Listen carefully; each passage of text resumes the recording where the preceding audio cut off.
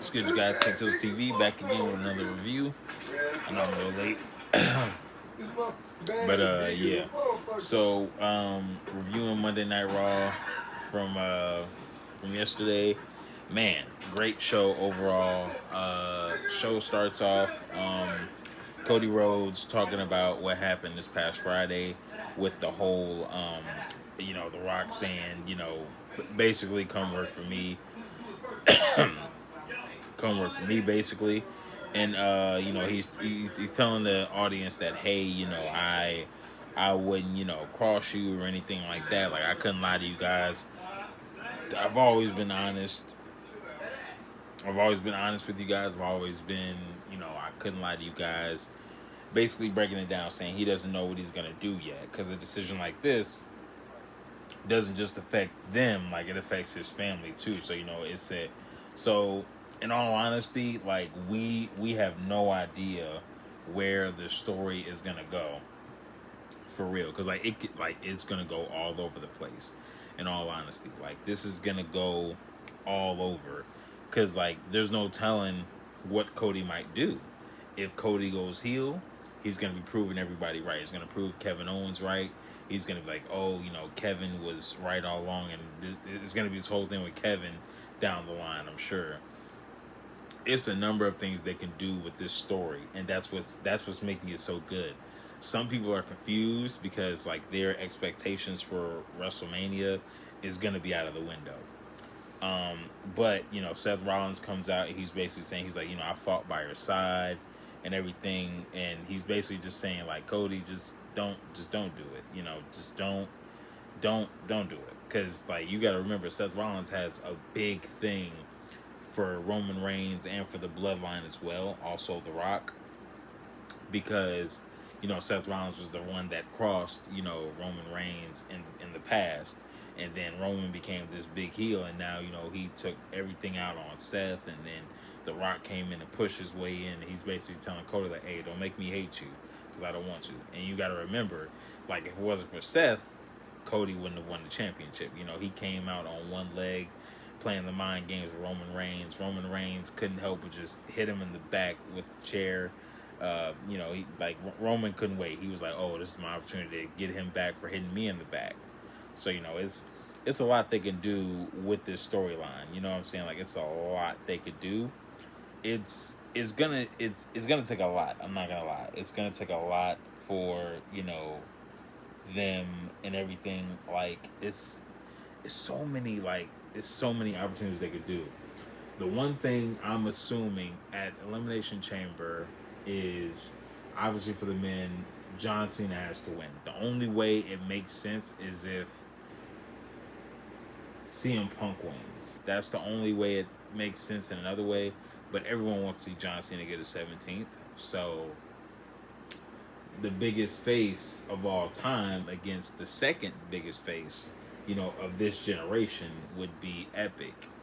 And like I said, next Saturday, man, we're gonna see, man. If John Cena wins, I will be extremely happy. If he loses, I'll kind of be upset. But then it's like Money in the Bank. That's his next opportunity after Elimination Chamber, is Money in the Bank. So the only thing I see, but then that doesn't make sense. That's like him pushing his way. So, like I said, it's a number of things that can happen. It's too many things. It's a lot that can happen, man. It's so much. Then we go to the New Day and their tag team match against the LWO. The New Day, man, they're becoming a great heel. Them going up against LWO really isn't it's not making any waves, honestly. It's just oh, okay, cool. We gotta hate the New Day and whatnot. But, other than that, it's just it's really not doing anything.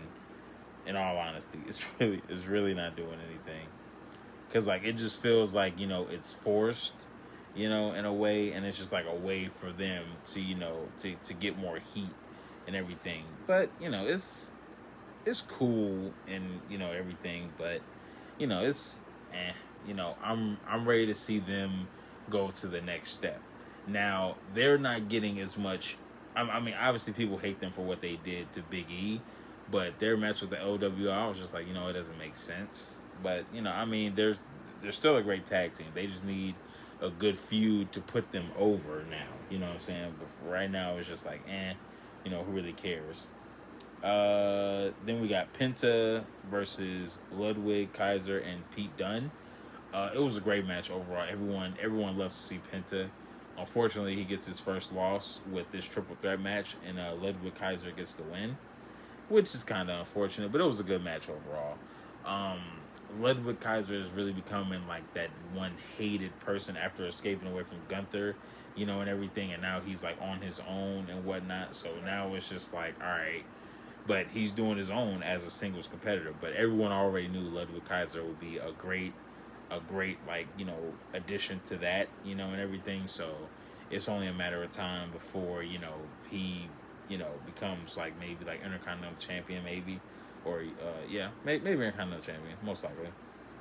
Then we go to the women's Intercontinental match versus Lyra Valkyria and Dakota Kai, which was a great match overall. Great match. Lyra walks away with the win. It was a close match. Both people showing respect at the end of the match and everything. Lyra is becoming like a great competitor. Seeing her, like, she's probably gonna have the Intercontinental title for a while until like we probably get like her maybe going up against Io Sky, most likely, but maybe like down the line, because Io Sky is like her against Rhea is it's going to be a good match, but obviously everyone knows Rhea's going to win. But we'll see how that goes. Then we get the women's tag team match. Man, this match was it was probably one of the best women's tag team matches I've seen since Jade and Bianca had the titles. Honestly, this was one of the best matches. This is match of the night. No question about it. This is match of the night. It was a back and forth. Dominic came out to interfere and still didn't stop anything. It was a lot of illegal moves and just all kind of stuff, just back and forth, back and forth. It was a great match, bro. And people were pulling out moves that they did back in NXT or back in their earlier days from being being like their old characters and stuff. Like, they were pulling out all the stops for this match. Now, some people online were teasing that Jade Cargill comes out to make her return and messes it up for Jade and Bianca to lose the tag team titles. I was waiting for the longest, but I was hoping she didn't come out because this match was so good that it wasn't needed. That was the best part about this entire match. Was like, man, I hope Jade doesn't come out because this match is so good. Like, it doesn't need to interfere type of deal for them to win, like for anybody to win. So, but the match ending, the match ends with Morgan and Rodriguez winning the women's tag team titles, which was it was a great match. So I wasn't upset that Naomi and Bianca lost. I'm sorry, Naomi and Bianca lost. I wasn't upset about it because it was such a good match, you know. But I just knew that Liv and Raquel were going to win anyway because like the Elimination Chamber is coming up, and obviously they're going to push Bianca to going up against Rhea Ripley, which is a dream fucking match, and I've never seen it, and I've been asking for it for the last 4 years. Literally, I've been asking for Bianca versus Rhea Ripley. Please, like, that is a match that I want to see. And I don't want no interference. I want a straight up match because I know it's going to be great because they've never faced each other. They've never faced each other. They never even had contact with each other, other than Rhea coming out to help them in the match with Rhea, Liv, and them back in that women's war game match. That was the only time they've had any type of conversation or been in the same time. But they've never faced each other like one-on-one. So that would be a great match to see. Okay, so here's what I'm assuming. I'm either assuming that Jade makes her return Friday, the day before Elimination Chamber, and then we get the Elimination Chamber match where Bianca wins. I'm assuming that's going to happen. If it doesn't happen, it's okay. I'm not worried about it. If she makes her return on Elimination Chamber, it would make more sense too, because after Bianca wins, we get Jade coming out to say it was you that attacked me, or whoever it was. even though I'm hoping it wasn't Bianca, but if it is, that means Bianca gets her heel turn that we've been begging for since she came from NXT.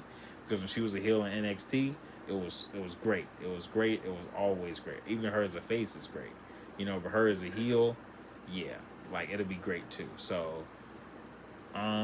overall, Monday Night Raw was great. That match, that women's tag team match, was match of the night, no question about it. Um, let's just hope that Friday Night SmackDown is, able to give us a few little things too. Because they're still pulling this promo of, who attacked Jade and everything like that. So everyone's assuming it was, everyone on Twitter and Facebook are basically saying like, yeah, it was Naomi. Oh, it was Bianca. It had to be one of them. Now, them doing it doesn't make sense, but obviously one of them needs a heel turn, so this is the opportunity for them to do it. If it's Bianca, I won't be upset about it because her turning heel would be great because she doesn't need like, people to bring along with her. She can stand on her own 2 feet.